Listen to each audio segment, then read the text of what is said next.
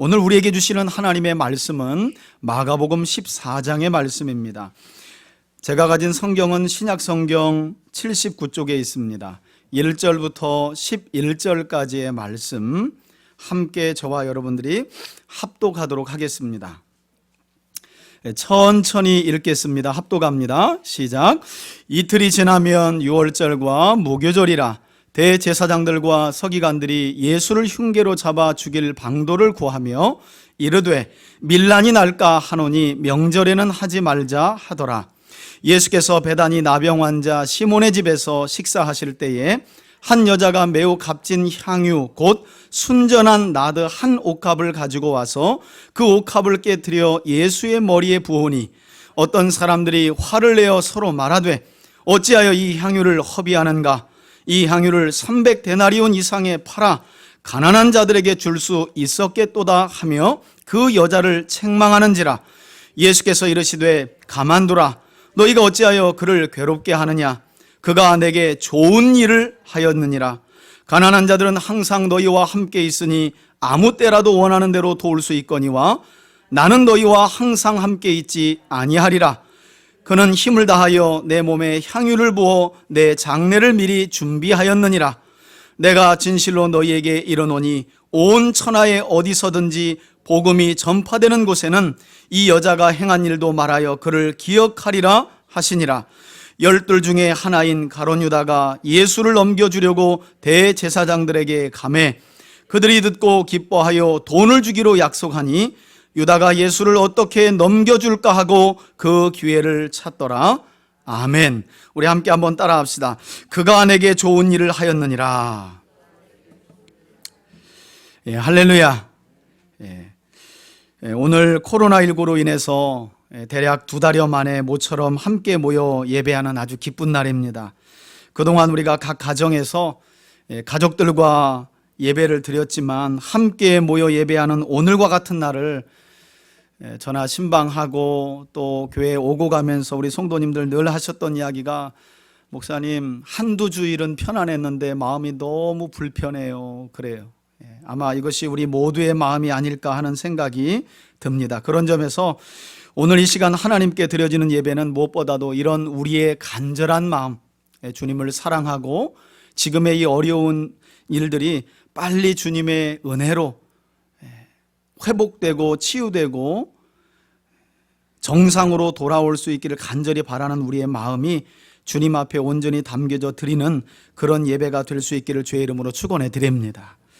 여러분, 오늘 우리가 함께 살펴볼 마가복음 14장의 말씀은 하나님의 아들로 이 땅에 오신 예수님께서 3년간의 공생의 사역을 마치시기 약 한번 따라합시다. 이틀 전.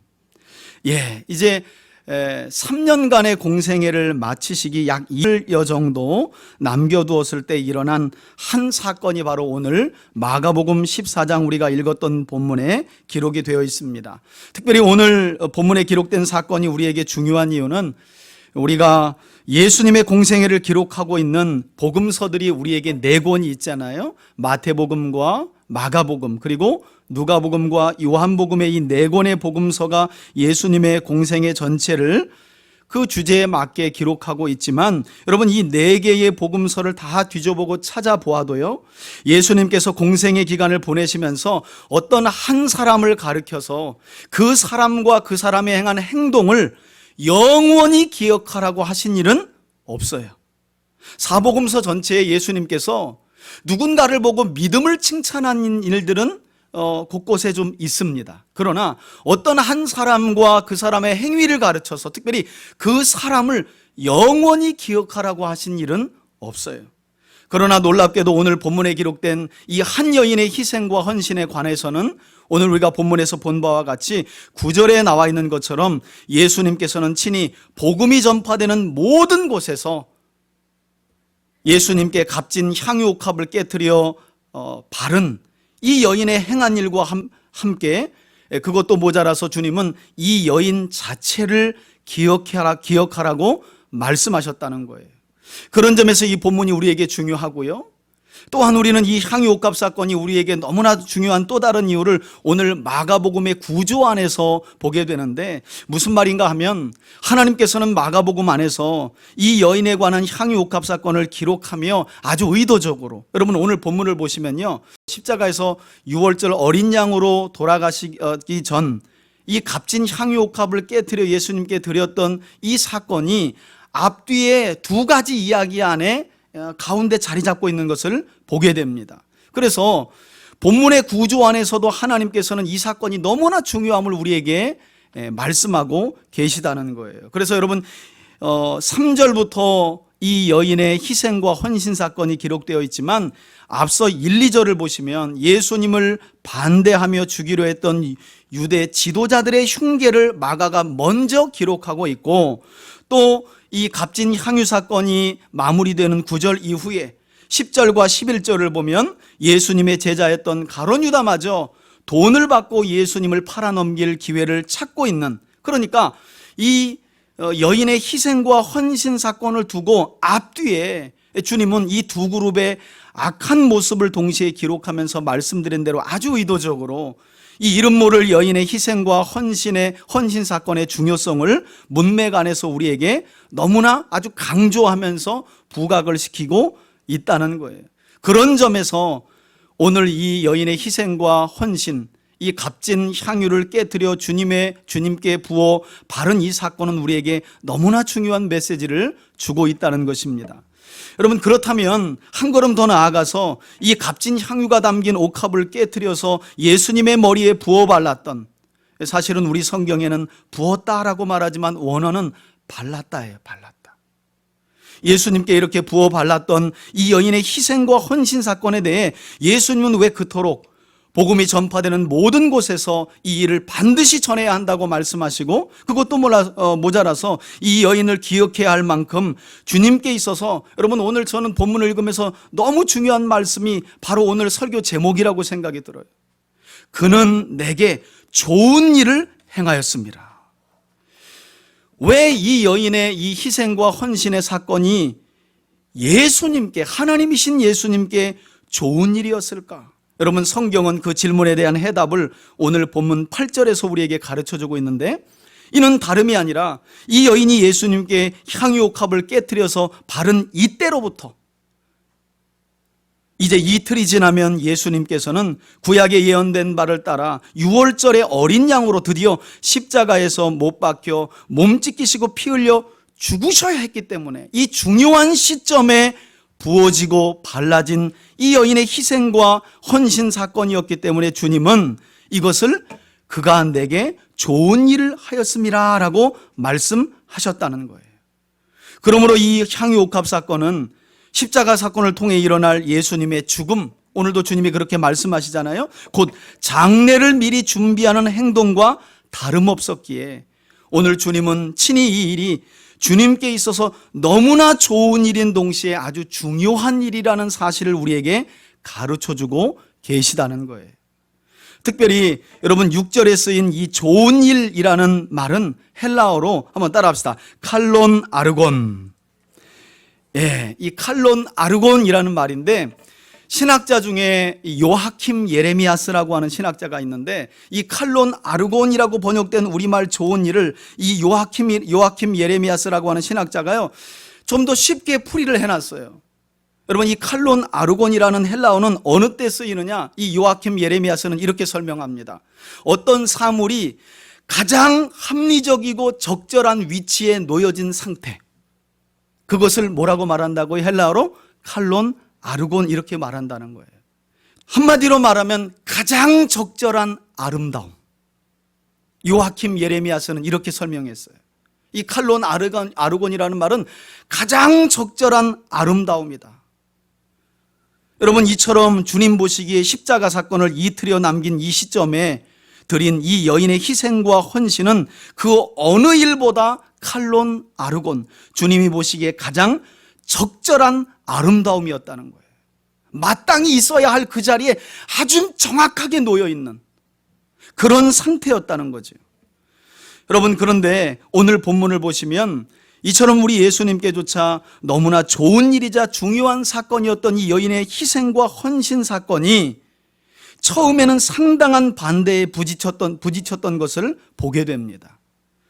오늘 본문인 4절을 보시면 마가는 이 여인이 예수님의 머리에 부어 바른 향유옥합 사건을 두고 어떤 사람들이 뭐를 냈다고요? 4절에 보니까 화를 내요 라고 기록하고 있어요. 그러니까 처음부터 인정받은 게 아니에요. 이 여인의 이 값진 희생과 헌신이 매도되었다니까요. 동일한 본문을 다루고 있는 마태복음 26장 8절에 보니까 이 어떤 사람이 누구였다고 마태가 밝히고 있냐면 그들은 예수님 곁에 있었던 제자들이었다 이렇게 말하고 있어요. 그리고 조금 더 후대에 마태와 마가와 누가보다 조금 더 후대에 기록된 요한복음에 보니까 사도 요한은 아예 구체적으로 그 어떤 이들이 제자들이었는데 그 제자들 중에 누가 가장 분개했다고 말하고 있느냐? 누굴까요? 여러분들이 한번 맞춰보세요. 누굴까요? 아무튼 나는 아니야. 여러분들이 뭐 마스크 다 쓰고 있으니까 뭐 묵비권을 행사하는 것 같아. 여러분 누굴까요? 바로 가룟 유다였다라고 말씀하고 있어요. 여러분 오늘 마가복음에는 예수님의 십자가 죽으심을 앞둔 이틀여 남겨둔 이때에 예수님께 가장 귀한 향유옥합을 깨뜨려 바친 이 희생과 헌신 사건을 두고 화를 내었던 당사자들이 어떤 이들이라고 말하고 있지만 마태는 그들이 제자들이었고 요한은 그 제자들 중에 특별히 가룟 유다가 가장 분개하며 화를 냈었다 이렇게 말씀하고 있다는 거예요. 여러분 그렇다면 가룟 유다를 비롯한 예수님의 제자들은 왜 그토록 예수님의 죽음을 앞두고 향유옥합을 깨뜨렸던 이 여인의 희생과 헌신을 못마땅해 했을까? 오늘 본문 5절을 보니까 예수님의 제자들은요 어떤 생각 때문에 이 여인의 희생과 헌신을 못마땅해 했느냐? 이 여인이 예수님께 깨뜨려 부어 바른 이 값진 향유로 차라리 누구를 도왔으면 가난한 자들을 구제하는 편이 더 좋았을 것인데 라고 생각을 했었다는 거예요. 여러분 언뜻 보면 제자들의 생각도 전혀 틀린 생각은 아닙니다. 성경을 읽어보신 분들, 특별히 구약 성경을 읽어보신 분들이라면 율법 안에 내용을 확인하게 되는데 여러분 율법의 내용 전체와 그 핵심적인 내용을 실천하는 것을 보면 언제나 다 무엇으로 귀결돼요? 율법은 가난한 자를 뭐 하는 거? 돕는 거예요. 어려운 처지에 있는 사람들을 돕는 구제로 거의 율법의 실천 명령은 다 귀결되고 있는 것을 볼 수 있어요. 더욱이나 앞서 기록된 오늘 본문보다 앞서 기록된 마가복음 8장 37절을 보면 마가는 오병이어 사건 속에서 당시 5,000명이나 되는 사람들을 먹이려면 적어도 200데나리온이나 되는 돈이 필요하다는 제자들의 말을 기록하고 있는데 이것을 토대로 기록해 보면 지금 이 여인이 예수님께 깨트려서 부어 바른 이 300데나리온의 가치를 가진 향유옥합은 몇 명이나 먹일 수 있느냐? 적어도 7,500명을 구제할 수 있는 7,500명에게 빵과 음료를 나눠줄 수 있는 엄청난 금액이었다는 거예요. 그런 점에서 보면 제자들이 화를 냈던 것도 전혀 이해가 되지 않는 것은 아니에요. 여러분 그런데 오늘 본문에서 우리가 보는 바와 같이 이 여인이 깨트린 향유옥합 사건을 바라보는 우리 예수님의 시각은 이런 제자들의 시각과 전혀 달랐다는 거예요. 주님은 오히려 7절에서 뭐라고 말씀하십니까? 얘들아, 제자들에게 하시는 말씀이죠. 구제가 중요하지 않다는 말이 아니다. 그러나 가난한 자들을 돕는 구제는 아무 때라도 언제든지 할 수 있지만 나 예수는 너희들과 항상 함께 있는 것이 아니기 때문에 다시 말하면 이제 이틀 후면 주님은 십자가에서 못 박혀 죽을 것이기 때문에 지금은 비록 7,500명 이상을 먹일 수 있는 이 엄청난 금액의 가치를 가진 이 향유옥합이지만 그것을 가지고 예수님께 부어발라 그분의 죽음 곧 장례를 준비하는 것이 주님께 있어서 가장 뭐라고요? 칼론 아르곤 적절한 아름다움이었다는 거예요. 가장 가치 있는 행위였다는 거예요. 여러분 그러나 예수님의 제자들은 앞서도 예수님께서 이미 3번이나 자신의 죽음과 고난과 죽음을 예고하셨지만 그 말씀을 받아들이지 않아요. 오늘 여러분 마가복음 14장은 이미 예수님께서 마지막 공생의 한 주간을 남겨두시기 위해 예루살렘에 입성하신 후예요. 그리고 그 전에 이미 주님은 제자들에게 3번이나 말씀하셨어요. 이제 내가 예루살렘에 올라가면 구약에 약속된 바를 따라 하나님의 구원을 완성하기 위하여, 죄인을 구원하기 위하여 십자가에 못 박혀 몸 찢기고 피 흘려 죽어야 한다. 그러나 그때에도 제자들은 그 말씀을 받아들이지 않아요. 심지어 베드로는 우리가 잘 아는 것처럼 예수님의 멱살을 잡습니다. 항변했다는 원어가 그런 뜻이에요. 그렇게 마음 약한 말 하지 말라는 거예요. 우리가 그 꼴 보려고 배하고 부모를 보려고 당신을 따른 줄 알아? 베드로가 이렇게까지 예수님의 멱살을 쥐고 항변을 하는 내용도 나와요. 왜냐? 그들은 예수님께서 이제 예루살렘에 올라가셔서 그분이 가지신 놀라운 능력으로 로마 군인들을 제압한 이스라엘의 영토에서 그들을 쫓아내고 마침내 이스라엘 나라를 회복하면 이제 자신들이 예수님과 함께, 왕이신 예수님과 함께 높은 자리에 앉을 것이란 허황된 꿈을 쫓고 있었기 때문이었습니다.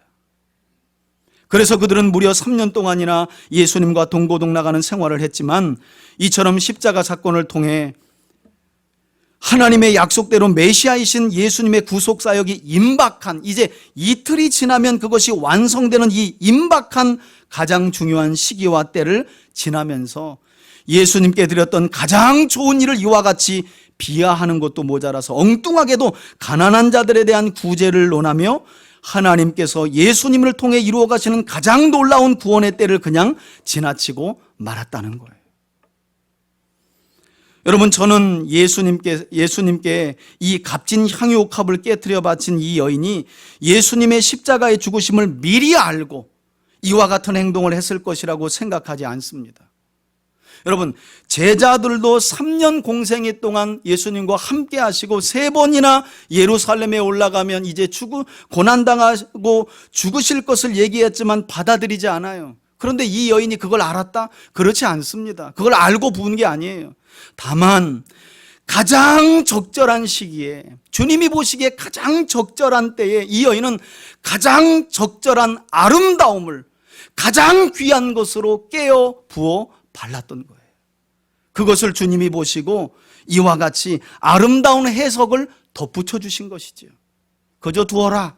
그 여인이 행한 행위는 단순히 가장 귀한 예수님을 인정하고 부어드린 것이 아니라 이제 내가 이틀 후면 뭐 할 것이기 때문에, 십자가에서 몸 찢기고 피 흘려 죽을 것이기 때문에 이를 기념함이니 거저 두어라 라고 말씀하신 것이죠.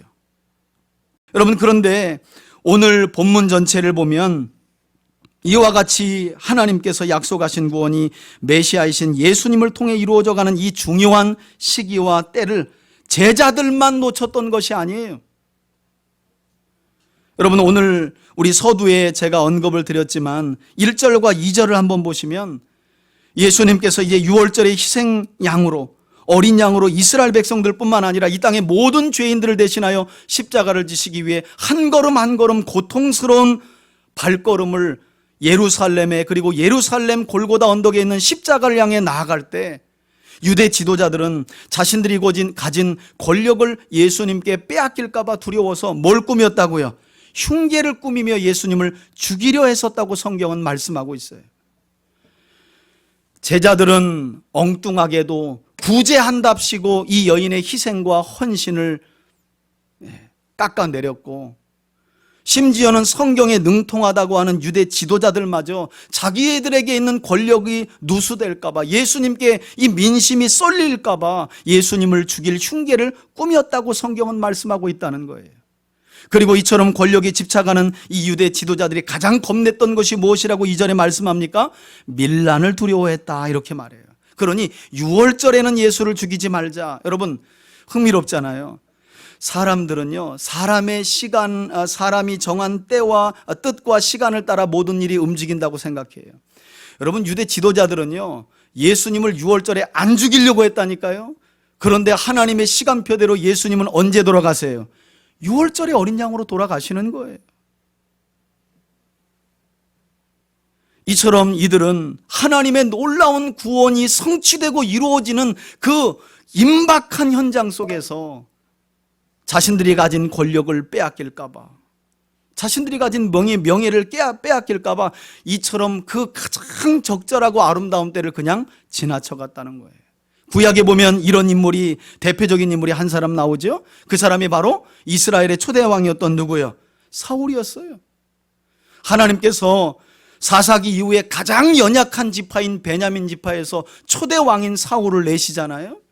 그래서 처음에 왕이 될 때 사울은 수레 뒤에 숨어 있어요. 아니, 우리같이 별 볼 일 없는 집안에서 무슨 이스라엘의 왕이 되겠느냐. 그런데 왕이 된 뒤에, 왕관을 쓰고 난 뒤에 사울은 변질됩니다. 자기 나라, 자기 명예, 자기 권력에 집착하면서 끊임없이 사울은 여호와의 명령에 순종하지 않고 어긋난 길로 갔던 것을 보게 돼요. 그래서 결국 사울은 버림받았죠. 여러분, 안타깝지 않나요? 하나님의 구원이, 하나님의 놀라운 약속이 성취되는 가장 임박한 때에, 가장 아름다운 때에 자기 명예에 집착하느냐고, 자기 욕심과 자기 나라에 집착하느냐고 그 좋은 때를 지나쳐간 사람들, 이런 사람들이 예수님 당시에 유대 지도자들이었다는 거예요. 이뿐만이 아닙니다. 오늘 본문의 마지막 단락에 나오는 이 향유옥합 사건 마지막 단락에 나오는 11절과 12절을 보시면 향유옥합을 깨뜨려 예수님의 장례를 준비하는, 그래서 예수님께 있어서 가장 좋은 일로 여겨지는 이 여인의 희생과 헌신이 진행되는 바로 이때에, 여러분, 예수님의 제자 중에 가장 똑똑해서 재정을 담당했던 누구마저 가룟 유다는 뭘 하고 있었다고요? 돈을 얻기 위해 유대의 지도자들에게 예수님을 밀고 하고 팔아넘길 기회를 찾고 있었다고 성경은 말씀하고 있어요. 여러분, 사도 요한은 이런 가룟 유다를 가리켜 요한복음 12장에서 어떤 말까지 하고 있느냐?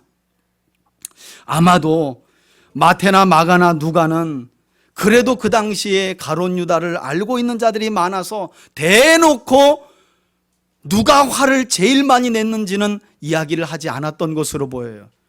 그러나 이 세 개의 공관복음보다 조금 후대에 기록된 요한복음에서 사도 요한은요, 그자가 가룟 유다였고, 뿐만 아니라 그 가룟 유다는 어떤 자였느냐? 예수님 일행의 재정을 담당했지만 예수님 자신과 예수님을 통해 이룰 하나님 나라를 사랑했던 사람이 아니라 뭘 사랑했던 사람? 돈을 사랑한 정도가 아니라 사도 요한이 봤나 봐. 여러분, 그런 거 있잖아요. 다른 사람들은 무덤덤해서 못 보는데 이상하게 내 눈에는 다 보여. 그런 것들 있죠, 여러분? 남들은 그냥 지나치는데 사도 요한이 이런 사람이에요. 여러분, 요한복음을 보면요, 예수님이 어떤 말씀을 하시면 항상 다른 복음서들과 다르게 요한은 이런 말을 붙여요. 예수께서 이와 같이 말씀하시면. 이렇게 사도 요한은 예수님의 깊은 심중을 읽은 사람이었다는 거예요. 그러니 얼마나 예민했겠어요. 가장 어린 나이였는데. 이 요한이 뭐까지 봤느냐? 이 가룟 유다가 예수님 일행의 재정만 담당했던 것이 아니라, 그래서 그는 예수님과 하나님 나라가 아니라 돈을 사랑한 정도가 아니라 뭐라고 하냐면 그놈은 돈을 훔친 도둑놈이었다. 아예 이렇게 기록하고 있어요, 요한복음에. 그놈은 도둑놈이었다. 여러분, 구약 성경 여호수아 7장을 보면 이 가룟 유다와 같은 인물이 또 하나 기록되어 있죠. 이제 40년의 광야 시대가 끝나가고 하나님께서는 모세를 이어 새로운 지도자가 된 여호수아를 통해 이제 새로운 시대, 가나안의 시대를 정복을 통해 이루고자 하는 그 시점에 안타깝게도 여호수아 7장을 보면 그것도 유다 지파에서 누가 나와요?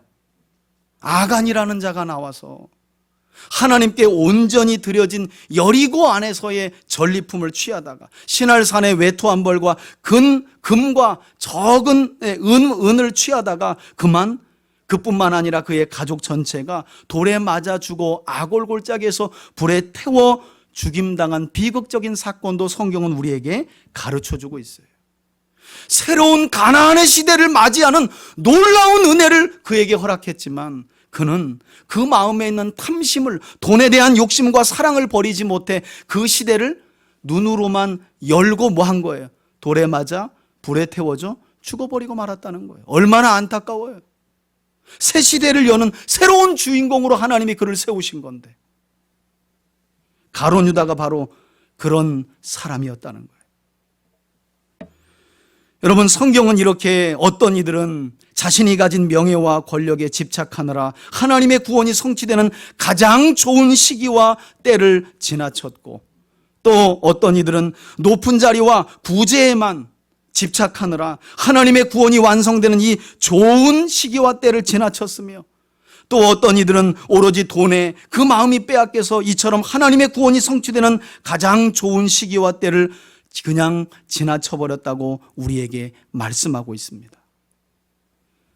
그러나 오직 이 이름 모를 여인 한 여인만은 이 중요한 시기와 때를 그냥 지나치지 않고, 말씀드렸잖아요. 이 여인이 제자들도 믿지 않는 예수님의 십자가의 죽으심과 부활을 믿고 깨어 바른 것이 아니라니까요.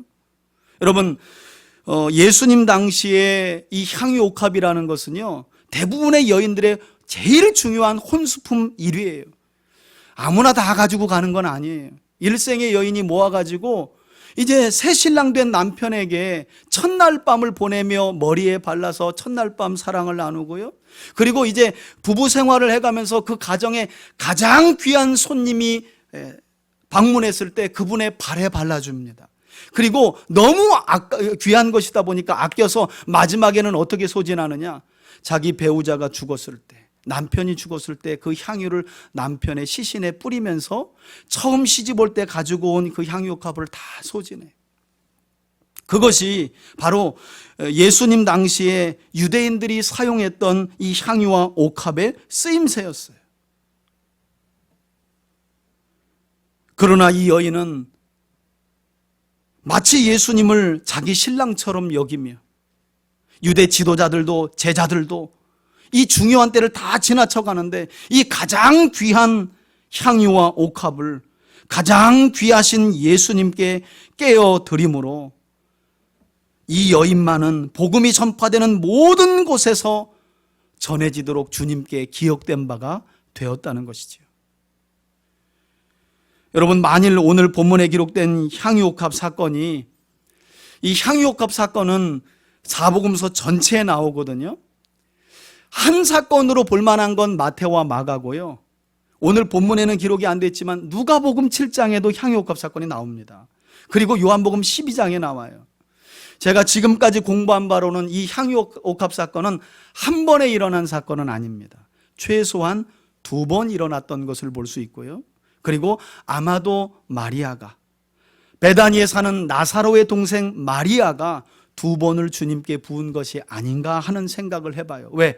최소한 요한복음 12장에는 예수님께 이 값진 향유옥합을 깨뜨려 바친 여인이 누구라는 이름이 정확하게 나와요. 베다니에 사는 나사로의 동생 마리아라는 이름이 정확하게 나옵니다. 여러분, 그렇다면 이게 2사건이냐 한 사건이냐를 떠나서 이걸 하나의 사건으로 가정한다면, 예수님께서 이제 이틀 후면 십자가를 지시고 죽으셔야 하는 이 하나님의 구원이 이루어지는 임박한 때에 가장 귀한 향유옥합을 깨뜨려 바친 여인은 누구라고 볼 수밖에 없다고요? 마리아라고 볼 수밖에 없는 거예요. 그런데 여러분, 놀라운 건요, 이 베다니에 사는 나사로의 동생 마리아는, 여러분 누가복음 10장 38절 이후를 보시면 이렇게 예수님께서 기억하실 만한 가장 좋은 일을 하기만 한 것이 아니라, 누가복음 말씀드린 것처럼 10장 38절에 보면 예수님께서 나사로의 집에 들르셨을 때, 여러분 기억하시잖아요. 마르다가 예수님이 아마 시장하신 것을 눈치챘나 봐요. 그래서 주방에 들어가서 열심히 음식을 만드는데 손이 부족한 거예요. 그런데 누구는 주의 무릎 앞에, 발치 앞에서 말씀을 듣고 있어요. 그년이지 뭐 그년. 마리아 동생인 주제에 언니가 지금 열심히 주방에서 음식을 준비해가지고 예수님께 한 끼 식사를 정성껏 대접하려고 하는데, 이 마리아가 예수님의 발치 앞에서 말씀을 듣고 있는 거예요. 그래서 마르다가 얼마나 짜증나고 화가 났는지 음식을 하다 말고 나와가지고 뭐라고요? 주님, 저 마리아 좀 꾸짖어가지고 주방으로 빨리 보내달라고. 그때 여러분 예수님이 하신 말씀이 뭐예요? 왜 이렇게 마음이 분주하냐? 하나를 해도 나는 좋다. 그러나 여러분 거기 본문에 보면 뭐라고 나오느냐? 네 동생 마리아는 좋은 편을 택하였고 이것은 영원히 빼앗기지 아니할 것이다 라는 말씀이 나와요. 그러니까 여러분, 이 마리아라는 여인은요, 언제나 주님께 있어서 좋은 일을 택할 줄 아는 여인, 언제나 하나님께 있어서 좋은 편을 택할 줄 아는 지혜로운 믿음을 가진 여인이었다는 거예요. 저는 그런 믿음이 저와 여러분들에게 있기를 주의 이름으로 축원해 드립니다. 여러분 놀랍지 않아요? 성경을 줄줄줄 깬다 하는 유대 지도자들도 자신들이 내려놓지 못하는 명예와 권력에 집착하여 하나님의 구원이 완성되는 그 중요한 시기를 그냥 휙 지나쳐버리고 3년 동안이나 동고동락하며 구약에 예언된 바를 다 눈으로 보여주며 기적과 표적을 다 보여주고 내가 메시아다라고 하는 확증까지 이미 눈으로 보았던 증인과도 같은 제자들도 하나만 생각해서, 구제 하나만 생각하면서 그 중요한 때를 지나치고 가장 똑똑한 가룟 유다마저도 돈에 집착하며 그 중요한 시기를 보냈는데 도대체 이 여인은 누구기에 주님께 있어서 좋은 일을 택할 줄 알고 주님께 있어서 좋은 편을 택할 줄 아는 그런 사람이었을까? 저는 사실 이 본문을 여러 번 설교했지만 이번만큼 물론 여러분 성경의 중심은 예수님이십니다. 오늘 성경의 내용도 그래요. 예수님이 주인공이에요. 이 여인이 주인공이 될 수 없어요. 그러나 저는 점점 더 궁금해지더라고요. 별 볼 일 없는 문둥병자 집단촌인 베이트 아니라고 하는 곳에 사는 이 나사로의 동생 마리아가 도대체 누구였기에 모든 사람들이 눈치채지 못하고 심지어는 알았으나 내려놓지 못했던 그때에 가장 귀한, 여러분 성경을 조금 더 연구하다 보면요, 학자들은 이런 이야기까지 해요. 마리아의 이 헌신은 상당히 발칙하다, 이런 이야기도 합니다. 왜냐하면 여러분 요한복음에 보면 마리아가 그냥 깨트려서 예수님의 머리에 손으로 바른 게 아니라 자기 머리로 주님의 발을 닦았다는 거예요. 여러분 예수님 당시에는요, 이것은 부부관계 이외에는 허락되지 않는 거예요. 여러분 지금도 중동의 여자들은 히잡 쓰고 다니죠? 머리는, 여러분 중동 여인들에게 머리카락은 알몸과도 같아요. 그래서 절대 외간 남자에게는 보여주지 않는 거예요. 그런데 도대체 이 여인은 예수님이 누구신지를 알았기에, 예수님이 누구라고 믿었기에 그 모든 시선들을 다 뿌리치고 가장 귀한 향유옥합을 깨뜨려서 그것도 자신의 머리를 내어서 주님의 발을 닦았을까? 마리아는 이처럼 가장 좋은 일을 할 줄 아는, 주님께 있어서, 그리고 주님께 있어서 가장 좋은 편을 택할 줄 아는 그런 여인이었다는 거예요. 여러분 하나님의 아들로 이 땅에 오신 우리 예수님은 오로지 하나님께서 구약에 약속하신 바를 따라 끝까지, 그리고 온전하게, 누가복음에 따르면 마치 땀방울이 핏방울처럼 보여지기까지 간절히 기도하시며 범죄한 우리들을 구원하시기 위해 그와 같이 자신의 생명을 십자가에 내려놓으심으로 하나님의 구원을 완성하였다고 성경은 우리에게 말씀하고 있습니다.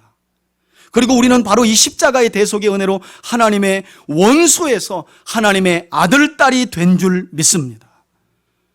그러므로 오늘 본문에 기록된 주님께 있어서 가장 좋은 일을 행하고 주님께 있어서 가장 좋은 편을 택할 줄 아는 가장 적절한 아름다움의 희생과 헌신을 보였던 이 이름 모를 여인, 이 여인의 희생과 헌신을 우린 늘 마음에 담고 기억해야 한다는 것이지요. 그래서 우리 또한 다시 오실 예수님의 재림의 때를 준비하며, 여러분 이건 이미 지난 일이잖아요. 그럼 우리에게 어떻게 적용할 수 있을까? 우린 지금 다시 오실 예수님의 재림의 때에 완성될 하나님 나라를 기다리는 신실한 주님의 신부들로 부름받은 줄 믿습니다.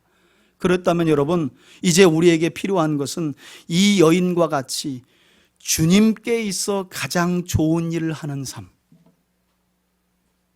우리의 말이 가장 적절한 위치에 있고 우리의 행동이 주님 보시기에 가장 적절한 행동이어야만 하고, 우리의 삶 전체가 그것이 무엇을 먹든지 마시든지, 그래서 우리의 온 삶이 여러분 주님께 있어 좋은 일로 기억되고 주님께 있어 좋은 편을 택하는 우리의 삶이 되어질 수 있기를 예수님의 이름으로 축원해 드립니다. 그래서 우리 3대 가족들의 삶 전체가 이제는 오늘 이 말씀을 기점으로, 오늘 이 말씀을 우리가 받았으니 이 말씀을 깨달은 이 기점으로 다시 한번 부탁드리기는, 여러분 정말 지금은 참 어려운 때잖아요.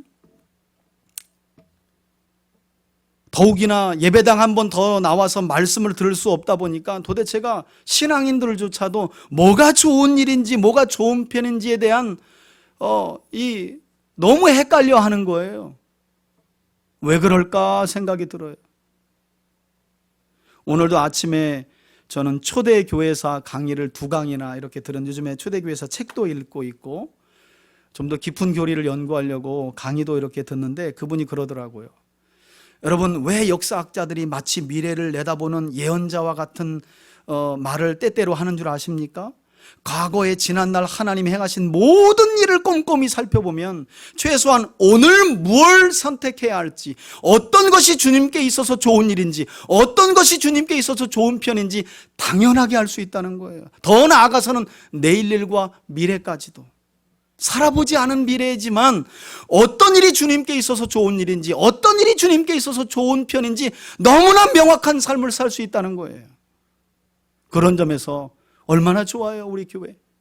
열심히 성경 가르치는 교회잖아요. 바라기는 오늘 이 여인의 헌신을 저와 여러분들이 다시 한번 기억하면서, 그럼 다른 게 아니에요. 저는 이 말씀이 그렇게 마음에 나와요. 그가 내게, 그에게 있어서 좋은 일이 아니라 내게 있어 가장 적절한 아름다움을 보였다. 할렐루야. 여러분, 한 주간도 여러분들이 머금고 있는 모든 것이 주님께 있어 가장 적절하게 아름다움으로 보여지는 곳이 되기를 바라고요. 여러분들이 누굴 만나 하는 이야기가 어떤 내용이든지 주님께서 보시기에 가장 적절해 보이는 아름다운 말이 되기를 바라고요. 여러분들의 온 삶이 주님께서 보시기에 가장 적절해 보이는 아름다운 삶이 될 수 있기를 예수님의 이름으로 축원해 드립니다. 아멘. 우리 찬송가 436장 함께 찬송 드린 뒤에 들은 말씀 붙들고 잠시 결단의 기도 드립니다.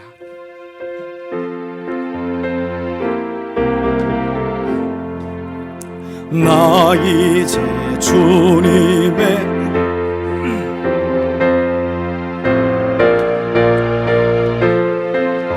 새 사람이로다.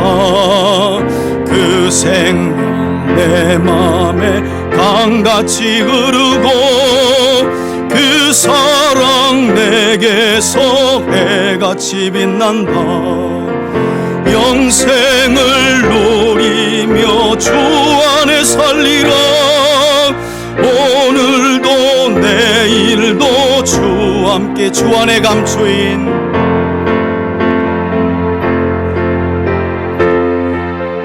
아멘. 이전에 줬던 것 이제는 값없다. 하늘 은혜와 평화를 맛보니 찬송과 기도로 주 함께 살리라. 영생을 누리며 주 안에 살리라. 오늘도 내일도 주 함께 살리라. 산천도 조목도 새 것이 되었고 죄인도 원수도 친구로 변한다. 새 생명 얻은 자 영생을 누리니 주님을 모신 맘 새 하늘 이로다. 영생을 누리며 주 안에 살리라. 오늘도 내일도 주 함께 살리라. 주 따라가는 길 험하고 멀어도 찬송을 부르며 뒤따라가리라. 나 주를 모시고 영원히 살리라. 날마다 섬기며 주 함께 살리라. 영생을 누리며 주 안에 살리라. 오늘도 내일도 주 살리라. 우리 함께 한번 결단하는 기도 하나님 앞에 드리겠습니다. 우리 반주에 맞춰서 잠시 한번 기도합시다. 우리 가정에 있는 3대 가족들도 함께 기도할 수 있기를 바랍니다.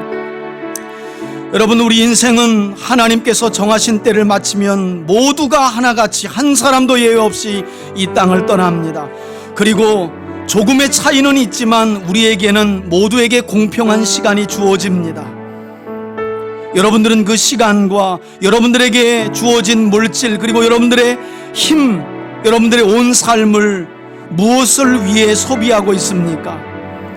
오늘 하나님의 구원이 성취되는 가장 임박한 이 놀라운 천장에서 주님 보시기에 좋은 일을 행하였던 이 마리아를 기억합시다. 하나님, 주님 보시기에 적절했던 이 아름다움의 희생과 헌신이 우리의 매일의 삶이 되어지길 원합니다. 매일매일 살아감에 있어서 우리의 선택이 주님께 있어 좋은 일이 되길 원합니다. 주님께 있어 좋은 편을 택함이 되길 원합니다. 그런 우리의 삶과 우리의 교회가 되게 해달라고 우리 다 같이 한번 결단하며 기도하겠습니다. 할렐루야. 살아계신 하나님 아버지, 감사합니다. 오늘 주님 보시기에 가장 좋은 일, 좋은 편을 택하였던 마리아의 희생과 헌신에 관한 말씀을 함께 살펴보았습니다. 유대 지도자들도 명예에 집착하여 하나님의 구원의 때를 그냥 지나쳤고, 제자들도 구제에 집착하여 하나님의 구원이 완성되는 때를 그냥 지나쳤으며, 가장 영리하고 똑똑하다 하는 가룟 유다마저 돈에 집착함으로 하나님의 구원이 완성되고 이루어져가는 그 임박한 때에, 그 아름다운 때를 그저 지나치고 말았습니다. 매일매일 우리에게 주어지는 시간과 날들을 우리는 어떻게 보내고 있습니까? 주님 보시기에 적절한 아름다움의 말들로, 적절한 아름다움의 행위로, 적절한 아름다움의 삶으로 드려지고 있습니까? 이제 우리의 삶이 그와 같이 되어지길 원합니다.